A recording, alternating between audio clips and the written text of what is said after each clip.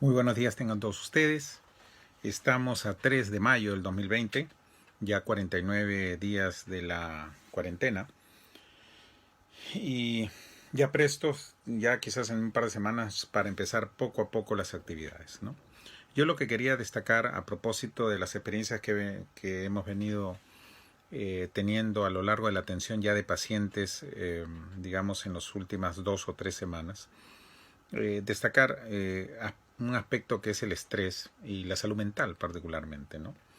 Aspectos básicos a tener en cuenta en primera instancia para ponernos en contexto. 30% de la población, básicamente, especialmente Lima metropolitana, tiene un grado de estrés significativo. Estudios pre-COVID, básicamente, del Instituto Nacional de Salud Mental. Es decir, 1 de cada 3 percibe de que está muy sobreestresado, ¿no? Ahora, esto probablemente ha subido entre 40 y 50%, que es más o menos lo que se ha encontrado en el último estudio que el Ministerio ha hecho sobre cuáles son los efectos básicamente de ansiedad y depresión en las personas asistidas por la línea 113. Es decir, casi entre 40 y 50 de la población en este momento en Lima metropolitana y muy probablemente varios escenarios de nuestro país están sufriendo del estrés significativo. El otro aspecto importante es que la mayor parte, cerca del 70-75% de los cuadros de salud mental no son atendidos por los servicios de salud mental especializados y cada uno más o menos se las ve como puede, ¿no? Ahora, en cuanto al estrés, tenemos estrés básicamente que es positivo, no todo el estrés es negativo, el llamado eustrés. Y este estrés siempre es necesario para que nosotros podamos hacer algo. Es decir, nosotros siempre necesitamos un tipo de presión para hacer algo. Si no tenemos un tipo de presión, a veces no hacemos las cosas. Entonces, el problema es que cuando ya esta presión empieza a subir mucho, ya la producción empieza a bajar, y esa es la famosa curva de Yerkes-Dodson, que fueron los autores psicológicos sumamente importantes en el estrés, que decían que cuando ya el estrés era muy abrumado, como que ya la producción bajaba y empezaban ya los problemas por sobrecarga de estrés, ¿no? Entonces, en ese sentido, nosotros ahora estamos enfrentando la cuarentena. La cuarentena que probablemente va a seguir, no va a ser una cuarentena formal, sino una semi-cuarentena, más o menos lo que vamos a hacer. Es decir, vamos a empezar a salir poco a poco. Y de todas maneras vamos a tener que regresar lo más pronto a nuestros escenarios de vida para seguir enfrentando esta situación que yo calculo que por lo menos serán unos 6 meses, 7 meses que estaremos en estos vaivenes entre subes y bajas de una infección que va a estar entre nosotros. Entonces, lo primero que tenemos que es aprender a cuidarnos, ¿no? Entonces, en ese sentido, básicamente lo que tenemos nosotros que identificar es cuando el estrés ya se convierte en un problema, ¿no?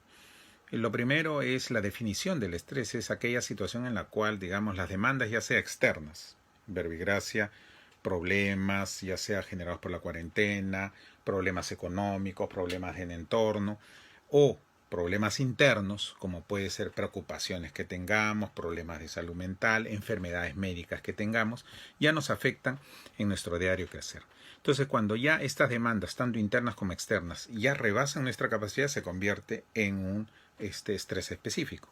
Entonces, ¿cómo nosotros sabemos de que el estrés nos está afectando? En primer lugar, básicamente en este escenario, son esencialmente 4 pasos. El primer paso es básicamente determinar si es que esto nos está afectando en nuestro aspecto físico y en nuestra salud y en nuestros estilos de afrontamiento, ¿no? Es decir, si es que ya el estrés nos está generando dolores de cabeza, migrañas, alergias, la presión empieza a subirse, aquellos que tienen problemas de presión, o sea, toda la parte esta psicosomática que empieza a afectarse cuando ya hay mucha presión de afuera. Entonces, lo primero que tenemos que ver nosotros es que si es que estamos ya en estas condiciones psicosomáticas nos empiezan a afectar. Segundo lugar, peso, apetito y sobrecarga. Entonces, en este sentido, ¿qué tenemos que cuidar? Por un lado, ya no solamente es quédate en casa, como dicen algunos, sino quédate en tu talla. Y es importante tener esto, fíjense. ¿Cómo yo puedo saber que yo me quedo en mi talla? Primero, yo voy a estar con el pantalón usualmente que utilizo, que es la mejor forma de saber si estoy subiendo peso o no. ¿Qué es lo que no hay que hacer? No hay que hacer, fíjense, en este momento no tenemos que estar en pijamas, no tenemos que estar con buzos, no tenemos que estar con estas cosas, salvo que vayamos a hacer ejercicio. ¿Por qué? Porque el buzo realmente uno no se da cuenta cuando va subiendo. Entonces, mucho cuidado en eso. Mejor pónganse ustedes, digamos, estén ustedes como que se van al trabajo, y eso es lo que muchas veces uno hace. Evitar, digamos, este tipo de cosas que a veces uno sin darse cuenta como que va dejando que la cosa va aumentando. Entonces, mucho cuidado con el peso. Entonces, el peso es básicamente los estilos de comer que hay que cuidar para evitar, digamos, que uno no vaya a sobrepesarse, porque realmente a veces uno está echado, Netflix, televisión, y uno para comiendo y comiendo, mucho cuidado, ¿no? Entonces, mejor mucha agua, por unos litro, litro y medio, en personas que son sanas, que no tienen problemas médicos, pero por un lado eso. Por el otro lado, nuestros estilos de afrontamiento, básicamente a tener en cuenta, es decir, mucho cuidado con el alcohol, mucho cuidado con los sedantes, en aquellas personas que toman sedantes de vez en cuando, en persona ansiosa crónica, indicado por su médico, no hay problema, pero si ya los sedantes, llámese diazepam, clonazepam, alprazolam y todos los panes que muchas veces conocemos en farmacología, esos pueden traer problemas, especialmente si se toman de manera regular. El alcohol, acá hemos tenido casos en los cuales, fíjense, dieron el bono y de repente salió todo un grupo que estaba detrás de la cerveza viendo a ver, pues, tratar de disfrutar. ¿Y eso qué indica? Eso tampoco uno no lo puede criticar así a rajatabla, ¿no? Realmente la persona está contenida, y entonces trata un poco, bueno, pues a veces hay estos excesos que hay que sí cuidar, evidentemente, ¿no? Porque a veces uno cree que con el alcohol la cosa va a ir mejor y no va mejor, ¿no? El otro cuidado es el tabaco, también mucho cuidado con el tabaco se pega frecuentemente en los cuadros ansiosos y pueden convertirse en un problema. Básicamente el tercer paso, el tercer elemento es fundamentalmente cuidar nuestras emociones. Nuestras emociones es el grado de ansiedad, el grado de depresión, los grados emocionales, o sea, la parte emocional tenemos que cuidarla sobremanera, y esto específicamente identificando cuando ya el cuadro ansioso, cuadro digamos emocional empieza a desbordar. Hemos tenido casos de cuadros de pánico, la persona entra en una angustia desenfrenada, piensa que ya se va a contaminar, tiene miedo de que cualquier persona que viene vaya a contaminar a la casa, y pueden haber cuadros de fobia y temores exagerados que pueden llegar a los ribetes de pánico que ya requieren intervención importante.